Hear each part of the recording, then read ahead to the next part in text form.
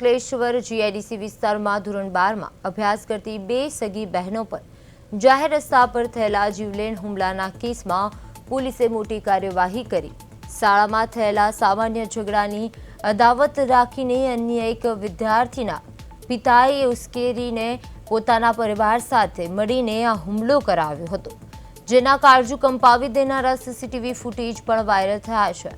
આ ચકચારી મામલે અંકલેશ્વર પોલીસે ત્વરિત એક્શન લેતા હુમલો કરાવનાર મુખ્ય આરોપી પિતા ગુરુદેવ ઉર્ફે દેવ જેસલ અને તેની પત્ની ભાવના દેવ જેસલની અટકાયત કરી લીધી છે।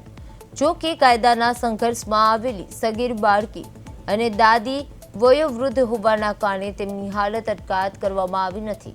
હુમલામાં ઘવાયેલી બંને સગી બહેનો હાલ હોસ્પિટલમાં સારવાર હેઠળ છે। શાળામાં બંને પક્ષો વચ્ચે કયા કારણે વિવાદ થયો હતો અને ઝઘડાનું મૂળ કારણ શું છે તે દિશામાં પોલીસે સઘન તપાસ શરૂ કરી છે।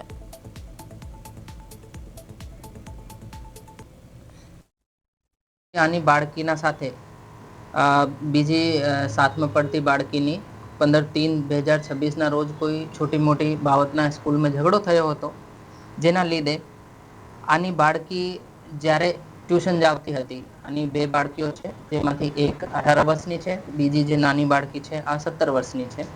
તો એ બાળકીઓ જ્યારે ટ્યુશન જાવતી હતી ત્યારે આરોપી ગુરુદેવ ઉર્ફે દેવ સન ઓફ પ્રીતમસિંહ જેસલ 45 યરના છે, એ અને આની વાઈફ અને આની મધર અને આની દીકરીને મળીને આ લોકોનો પીછો કરી અને પછી એ લોકો બાળકીઓને સામે કાર લઈને આને રોંગફુલી રિસ્ટ્રેન કરી और આ બાળકીઓના ઉપર બેટથી और હાથથી હુમલો કરી આને ગંભીર ઇજાઓ પહોંચાડેલ હતી।